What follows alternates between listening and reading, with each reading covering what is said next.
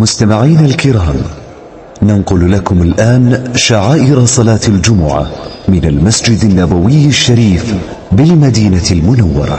السلام عليكم ورحمة الله وبركاته। সকল প্রশংসা আল্লাহর জন্য, যিনি সবকিছু সৃষ্টি করেছেন, যথোপযুক্ত আকৃতি দান করেছেন এবং সবকিছু দয়া ও জ্ঞান দিয়ে পরিবেষ্টন করেছেন। নিশ্চয়ই তিনি সহনশীল ও পরম ক্ষমাশীল। আমি আমার রবের অগণিত প্রশংসা ও কৃতজ্ঞতা প্রকাশ করছি আমাদের জানা ও অজানা, তার প্রকাশ্য ও গোপনীয় সব নিয়ামতের জন্য। আমি সাক্ষ্য দিচ্ছি যে আল্লাহ ছাড়া সত্য কোনো মাবুদ নেই, তিনি এক, তার কোনো অংশীদার নেই। তিনি সর্বদাই উত্তম গুণাবলী ও সুন্দর নামের অধিকারী। আমি আরো সাক্ষ্য দিচ্ছি যে আমাদের নবী ও সর্দার মুহাম্মদ তার বান্দা ও রাসূল। আল্লাহ তাকে বিশ্ববাসীর প্রতি প্রেরণ করেছেন রহমত স্বরূপ এবং সুসংবাদ বাহক ও সতর্ককারী রূপে, আর আল্লাহর নির্দেশে তার পথে আহ্বানকারী ও আলোকিত প্রদীপ হিসেবে। হে আল্লাহ, আপনার বান্দা ও রাসূল মুহাম্মদ এবং তার পরিবার ও সাহাবাদের প্রতি অগণিত শান্তি, বরকত ও রহমত বর্ষণ করুন। অতঃপর আপনারা আল্লাহর তাকওয়া অবলম্বন করুন, তার সন্তুষ্টিমূলক আমল সম্পাদন এবং তার নিষেধকৃত বিষয়গুলো থেকে বিরত থাকার মাধ্যমে। তাহলে তিনি আপনাদের জন্য তার সন্তুষ্টি অবধারিত করবেন এবং আপনাদেরকে জান্নাতের সর্বোচ্চ মর্যাদায় প্রবেশ করাবেন।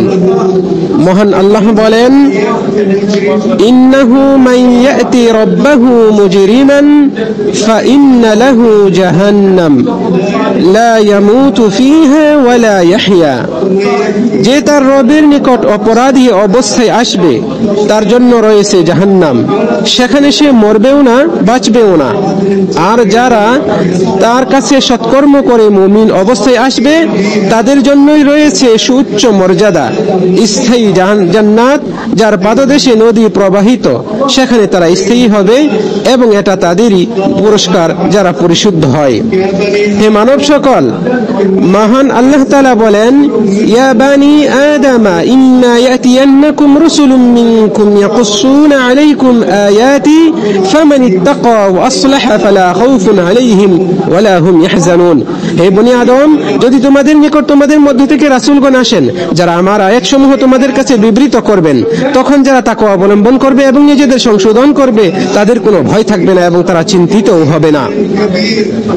হে আদম সন্তানেরা, নিশ্চয়ই আল্লাহ আপনাদেরকে এক মহৎ কাজ ও গুরুত্বপূর্ণ দায়িত্ব পালনের জন্য সৃষ্টি করেছেন, যা আসমান ও জমিন বহন করতে অপারগ হয়েছিল এবং তা পালন করতে ভয় পেয়েছিল এই আশঙ্কায় যে তারা এর অপব্যবহার করার ফলে শাস্তির সম্মুখীন হবে অথবা তা পালনে ত্রুটি করার কারণে নিন্দিত হবে এবং এ ত্রুটির কারণে আল্লাহর হিসাব ও শাস্তির সম্মুখীন হতে হবে।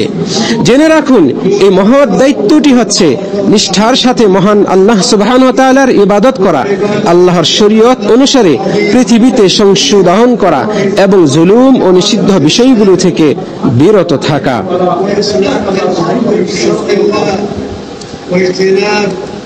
وإصلاح الأرض بشرع الله واجتناب المظالم والمحارم قال تعالى মহান আল্লাহ সুবহানাহু ওয়া তাআলা বলেছেন, মান আমিলা সালিহান ফালিনাফসিহি ওয়া মান আসাআ ফাআলাইহা ওয়া মা রাব্বুকা বিযাল্লামিন লিল আবিদ। যে সৎ কাজ করে সে তার নিজের কল্যাণের জন্যই তা করে এবং কেউ মন্দ কাজ করলে তার প্রতিফল সেই ভোগ করবে, আর আপনার রব তার বান্দাদের প্রতি মোটেও জুলুমকারী নন। হে আদম সন্তান, আপনার জীবনের শুরু ও শেষের বিষয়গুলো এবং শুরু থেকে শেষ পর্যন্ত পরিবর্তনশীল অবস্থাগুলোর ব্যাপারে চিন্তা করুন। আল্লাহ বলেছেন, লাকাদ খালাকনাল ইনসানা ফি কাবাদ। নিঃসন্দেহে আমি মানুষকে সৃষ্টি করেছি কষ্ট ক্লেশের মধ্য দিয়ে। মুফাসসিরগণ বলেছেন, আল্লাহ মানুষকে এমন ভাবে সৃষ্টি করেছেন যে সে দুনিয়া ও আখিরাতের কষ্ট ও কঠিন পরিস্থিতির সম্মুখীন হবে। তারপর ধৈর্যশীল ও পরহেজগারদের জন্য রয়েছে অনন্ত সুখ সমৃদ্ধি, আর যারা প্রবৃত্তির অনুসরণ ও নিষিদ্ধ কামনা অবসানের পথে চলে তাদের জন্য রয়েছে শাস্তি। মহান আল্লাহ তাআলা বলেন, ওয়াত্তাবা'আল্লাযীনা যালামু মা উতরিফু ফীহি ওয়া কানু মুজরিমিন। আর যারা জুলুম করেছে তারা বিলাসিতার পেছনে পড়েছিল আর তারা ছিল অপরাধী। হে মানব সকল, হাসবুনাল্লাহ ওয়া নি'মাল ওয়াকিল, হাসবুনাল্লাহ ওয়া নি'মাল ওয়াকিল। আল্লাহই আমাদের জন্য যথেষ্ট এবং তিনিই উত্তম কর্ম বিধায়ক।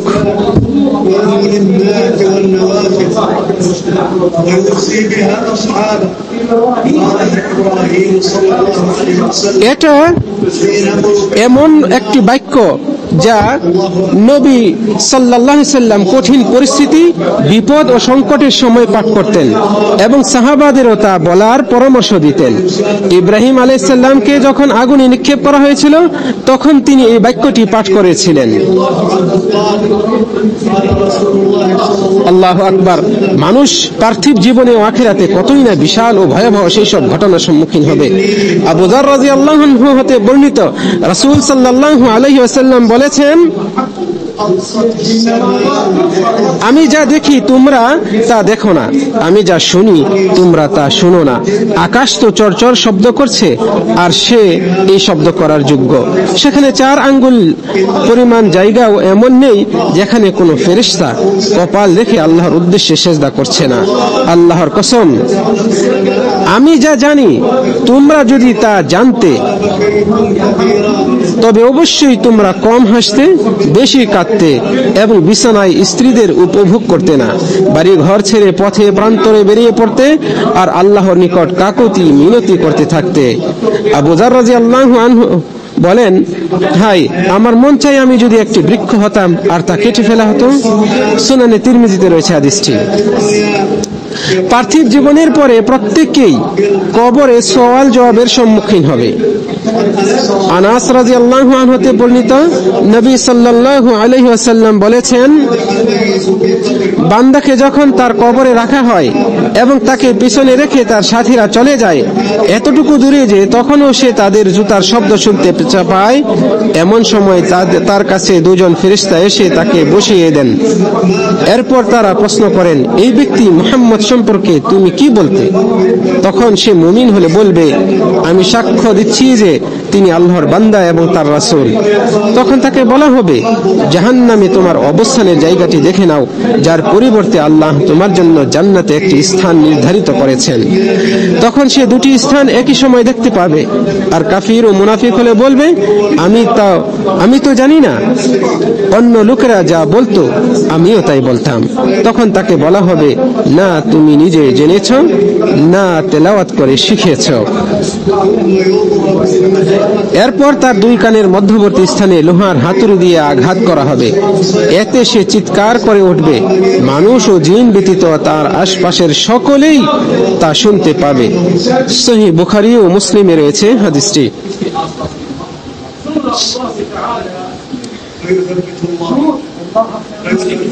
অতঃপর আল্লাহ তাআলা মুমিনদেরকে স্থির রাখবেন এবং মুমিন ও কাফিরদের বিপদগামী করবেন।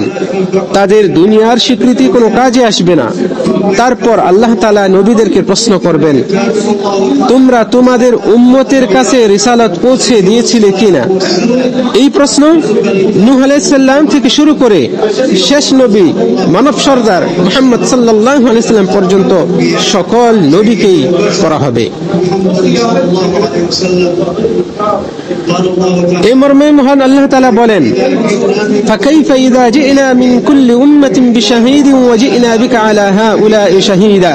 অতএব কেমন হবে যখন আমি প্রত্যেক উম্মত থেকে একজন সাক্ষী উপস্থিত করব এবং তোমাকে উপস্থিত করব তাদের উপর সাক্ষী রূপে। যারা কুফরি করেছে এবং রাসূলের অবাধ্য হয়েছে তারা সেদিন কামনা করবে যদি তারা মাটির সাথে মিশে যেত আর তারা আল্লাহর কাছে কোনো কথা গোপন করতে পারবে না। মহান আল্লাহ আরো বলেন, আর তাদেরকে থামাও, অবশ্যই তারা জিজ্ঞাসিত হবে, তোমাদের কি হলো যে তোমরা একে অন্যকে সাহায্য করছো না?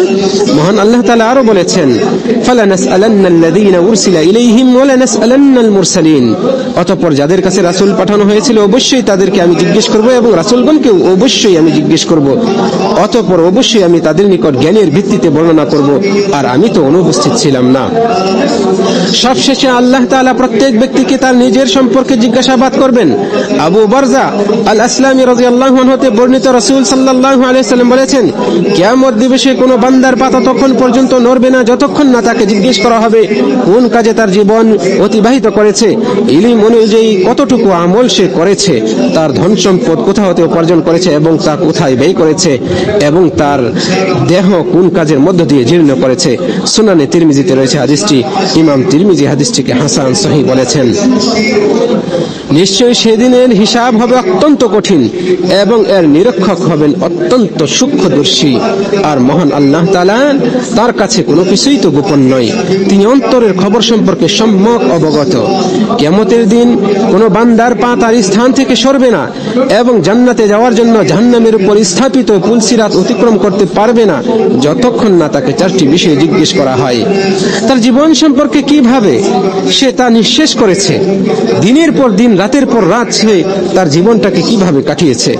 যদি সে রবের নিকট সে সঠিক উত্তর দিতে পারে এবং তার জীবন মাওলার আনুগত্যে অতিবাহিত করে থাকে, তবে কতই না সৌভাগ্যবান সেই আনুগত্যশীল ব্যক্তিরা। মহান আল্লাহ বলেন, আল্লাহ বলবেন, এ সেদিন যেদিন সত্যবাদীগণ তাদের সত্যের জন্য উপকৃত হবে, তাদের জন্য আছে জান্নাত যার পাদদেশে নদী প্রবাহিত, তারা সেখানে চিরস্থায়ী হবে। আল্লাহ তাদের প্রতি সন্তুষ্ট এবং তারাও তার প্রতি সন্তুষ্ট। এটা মহা সফলতা। তাকে জিজ্ঞেস করা হবে তার সম্পদ সম্পর্কে, কোথা থেকে সে তা উপার্জন করেছে এবং কিভাবে তা ব্যয় করেছে। এটি একটি কঠিন প্রশ্ন এবং সে সম্পর্কে উত্তর দেওয়াটাও অনেক কষ্টসাধ্য। সম্পদের উৎস, এর বন্টন পদ্ধতি এবং ব্যয়ের মাধ্যম সম্পর্কেই তো তাকে জিজ্ঞেস করা হবে। হালাল সম্পদের কারণে সৎকর্মশীল ব্যক্তি জান্নাতের সর্বোচ্চ স্তরে প্রবেশ করবে, পক্ষান্তরে হারাম সম্পদের কারণে সে তার জীবনে ক্ষতির সম্মুখীন হবে এবং তার মৃত্যুর পরে ও তার উত্তরাধিকারীগণও এর অমঙ্গলের কারণে দুর্ভাগ্যবান হবে।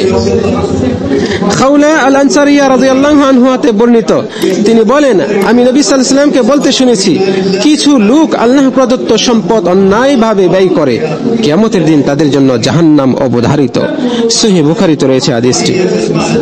সুতরাং সম্পদের দায়ভার কতই না কঠিন এবং এর অকল্যাণ ও ক্ষতি কতই না বিশাল ওই ব্যক্তির জন্য যে তা কুপ্রবৃত্তির পথে ব্যয় করে এবং হকদারদেরকে বঞ্চিত করে।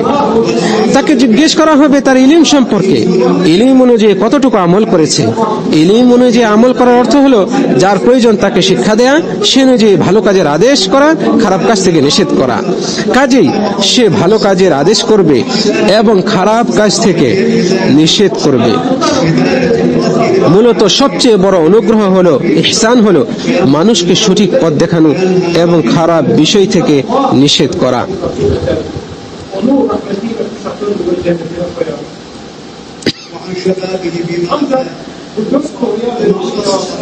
এবং তাকে জিজ্ঞেস করা হবে তার যৌবন সম্পর্কে, তার যৌবন কিভাবে ক্ষয় করেছে।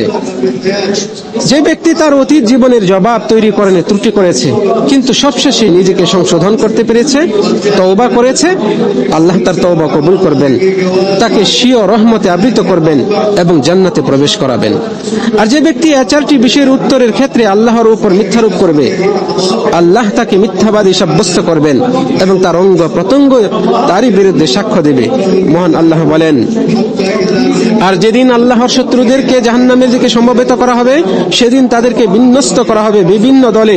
পরিশেষে যখন তারা জাহান্নামের নিকটবর্তী হবে, তখন তাদের কান, চোখ ও ত্বক তাদের বিরুদ্ধে তাদের কৃতকর্ম সম্বন্ধে সাক্ষ্য দেবে।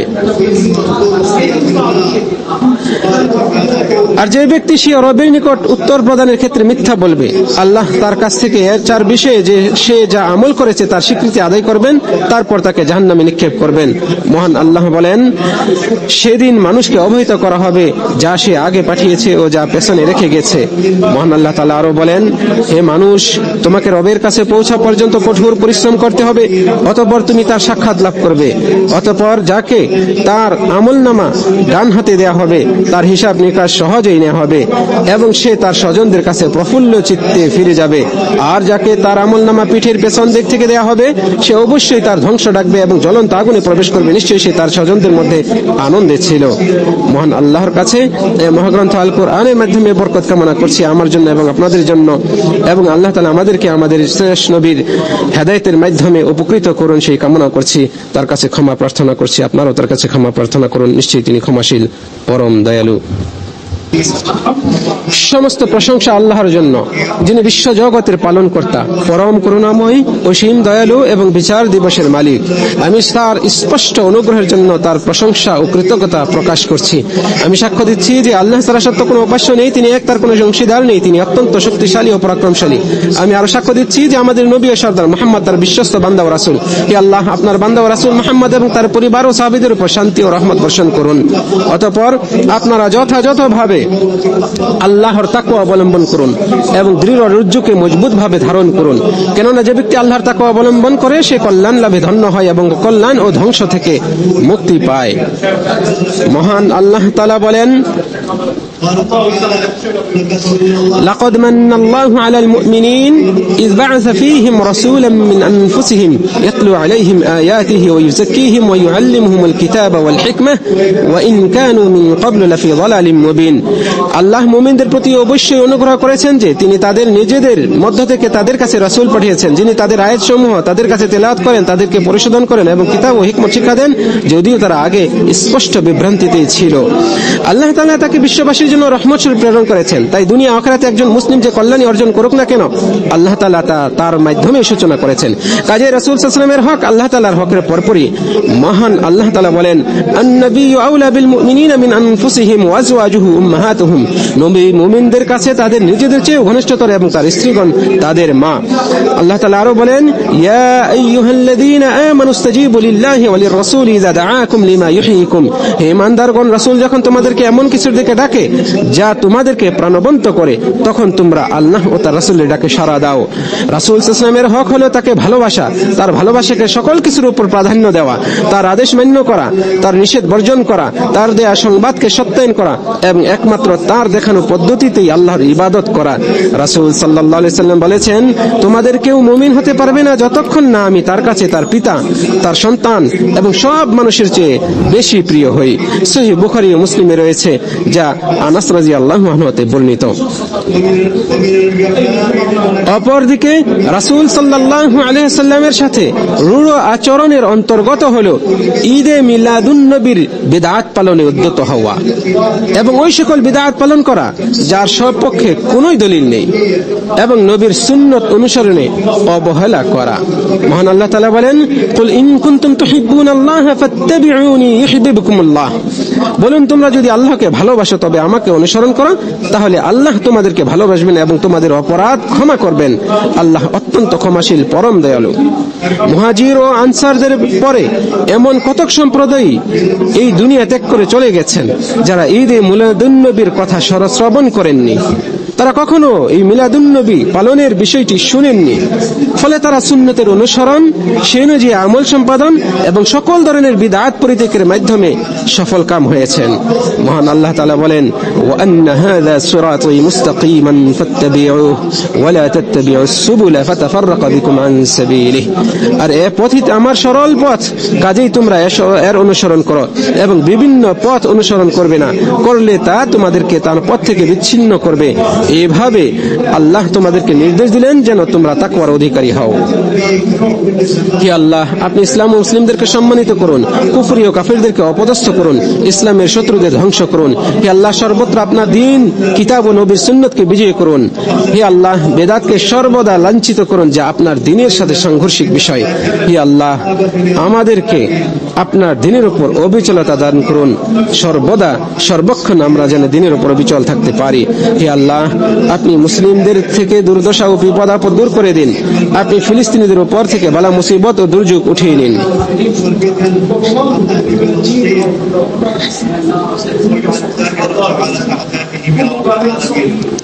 হে আল্লাহ, আপনার শত্রুর উপরই এর আপদ আপনি চাপিয়ে দিন। হে আল্লাহ, ইহুদিবাদীদেরকে মসজিদুল আকসার উপর কর্তৃত্ব দান করবেন না, বরং স্থিরভাবে এটাকে আপনার হেফাজতে এবং তত্ত্বাবধানে নিন।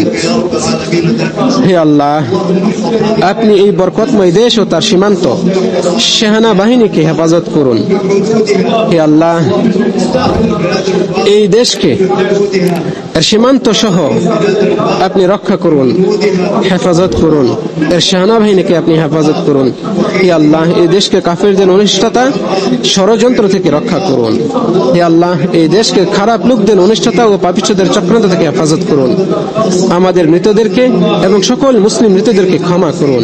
হে আল্লাহ, আপনি দুর্দশাগ্রস্তদের দুর্দশা দূর করে দিন, ঋণগ্রস্তদের ঋণ পরিশোধ করে দিন।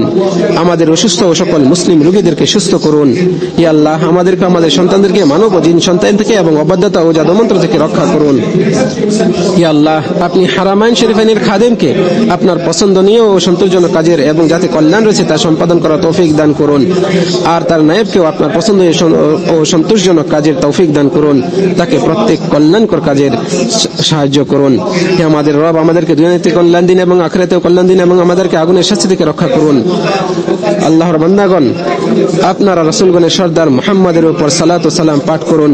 এর প্রতি আল্লাহ তাআলা আপনাদেরকে নির্দেশ দিয়ে বলেছেন, নিশ্চয়ই আল্লাহ নবীর প্রশংসা করেন এবং তার ফেরেশতাগণ নবীর জন্য দোয়া ইস্তিগফার করেন। হে ইমানদারগণ, তোমরাও নবীর উপর সালাত পাঠ করো এবং তাকে যথাযথভাবে সালাম জানাও।